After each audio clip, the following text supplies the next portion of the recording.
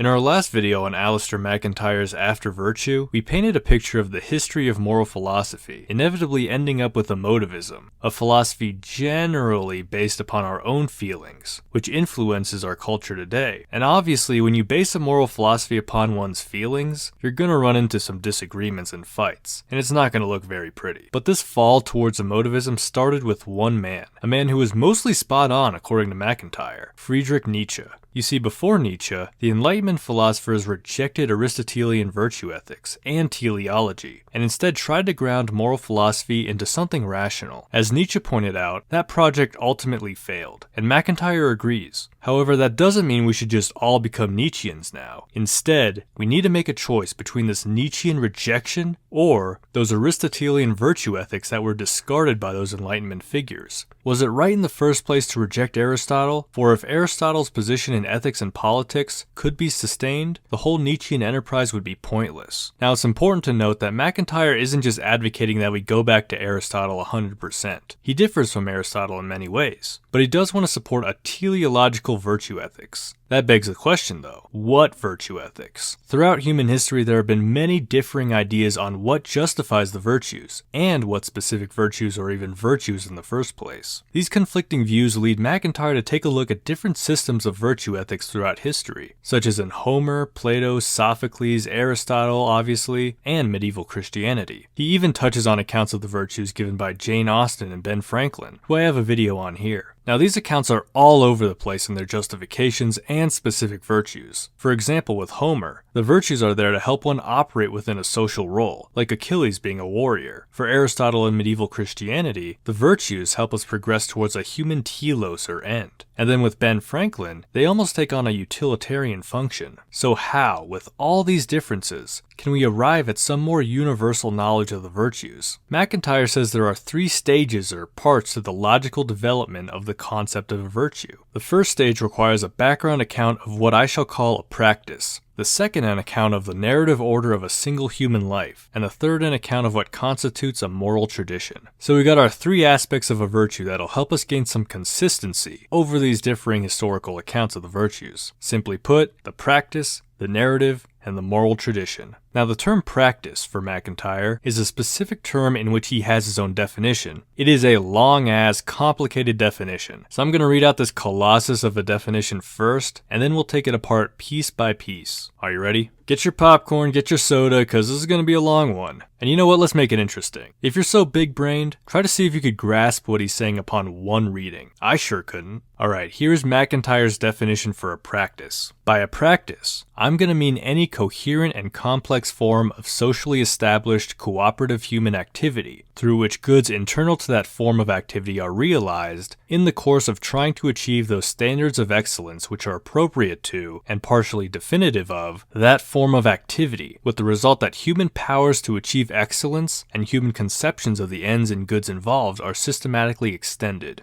I don't want to hear anyone in the comments claiming they understood that the first time. And if you did, well, aren't you the straight A student? Some of us need after-school tutoring, okay? So let's break it down. A coherent and complex form of socially established cooperative human activity. So the practice needs to make sense socially and involve cooperation. An example used is football. It's coherent, it involves cooperation, and it's socially established. Next part, through which goods internal to that form of activity are realized in the course of trying to achieve those standards of excellence which are appropriate to, and partially definitive of, that form of activity. So that's a long one, but to cut out some language, it's basically saying that when you do this activity well, and achieve goals within that activity, you realize goods that are internal to that activity. So what does that mean? MacIntyre uses the example of getting a kid to play chess. If you offer the kid candy to play and extra candy to win a game of chess, that candy is an external good. It's a good separate from chess. But if that kid learnt chess for chess's sake, if they hone their skills and achieve those standards of excellence, they'll realize a good internal to chess, that is, chess playing skill. It's not even about winning the game, which would be an external good. It's about achieving a standard of excellence. Notice, if the kid cheats at chess, then they don't really become a good chess player. They lose out on that internal good, even if they get the external good of candy. So a practice is going to focus on that internal good. So let's take a look at some examples of practices. Chess we already mentioned, football, architecture, and farming are all used in the book as examples of practices. One of the practices in my life is comic making. You know, it's a socially established, cooperative human activity. Even if I draw alone,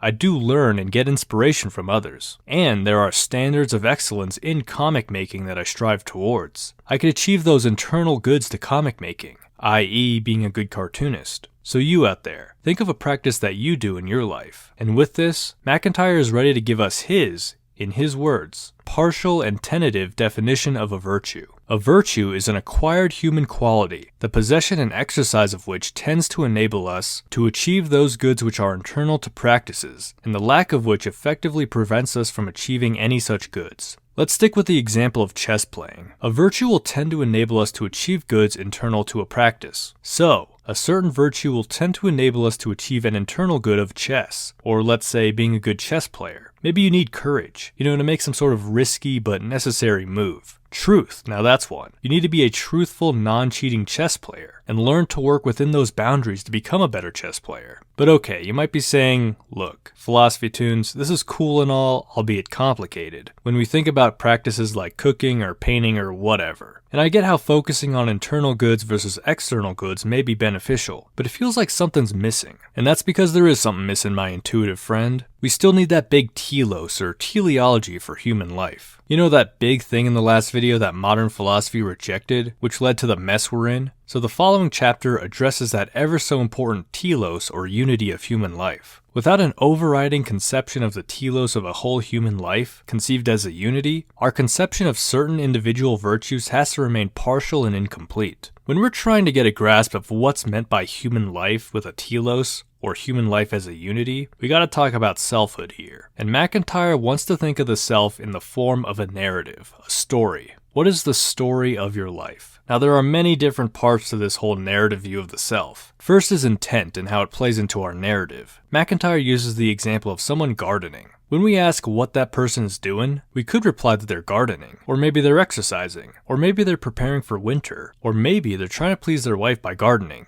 It all depends on the intent of the person and the narrative of their life. This is further emphasized in seemingly unintelligible actions. We can make sense of acts when we put them in the context of certain narratives. Again, using MacIntyre's own examples, imagine you're waiting for a bus and a guy comes up to you and says that the name of a common wild duck is Histrionicus histrionicus histrionicus. It seems bizarre, but when we see it in the context of a narrative, it could make sense. Maybe he's a spy and it's a secret phrase. Maybe it's an attempt to overcome shyness. Maybe someone yesterday asked him for the name of a wild duck and he mistook you for that person. The point is, the narrative is crucial to understanding human actions. Now, another key aspect of this narrative of our lives is unpredictability. We don't know where we're going in our stories. We're like characters in a story with our own goals, but we don't know how things will end up. And yet this unpredictability is also part of our narrative. How do we address it? How do we act in ways to turn that unpredictability into some sort of expected future? Also, although we can see our own individual life as a narrative from birth to death, we also interact with other narratives. First off, we're all characters in someone else's narrative, and their narrative influences our narrative. But more importantly, we're a part of a much larger human narrative. We inherit a history, an environment, a society, a moral tradition, and the overall human narrative shapes our own individual narrative. We enter upon a stage which we did not design, and we find ourselves part of an action that was not of our making. Each of us, being a main character in his own drama, plays subordinate parts in the dramas of others, and each drama constrains the others.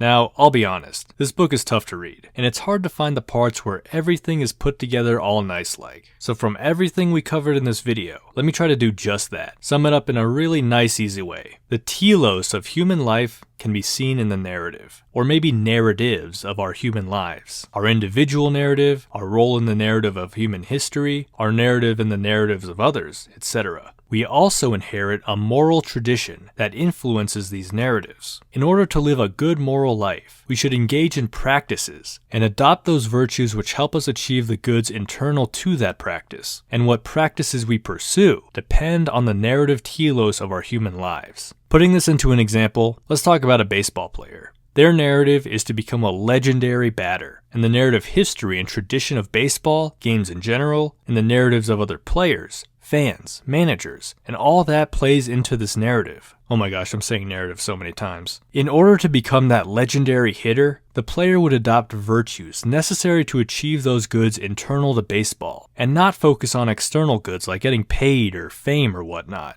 Now obviously, being a legendary batter is not the only part of the narrative for this human life. There's a love life, a social life, and all that jazz. But hopefully that example helps illustrate at least my own understanding of MacIntyre's thoughts. So, let's return to that question we had at the beginning of all this. Nietzsche or Aristotle? Do we embrace modern individualism, or do we return to the virtues and see ourselves, yes, within our own individual narrative, but also as a part of other narratives? This got to be a pretty tough read by the end. Many different moving parts. I did leave out a lot because it is a dense book, but hopefully this inspires you to pick it up yourself and form your own opinions and understanding. Thank you for watching. If you enjoyed yourself, be sure to like, subscribe, and hit the bell. And with that, I wish you all a beautiful rest of your day.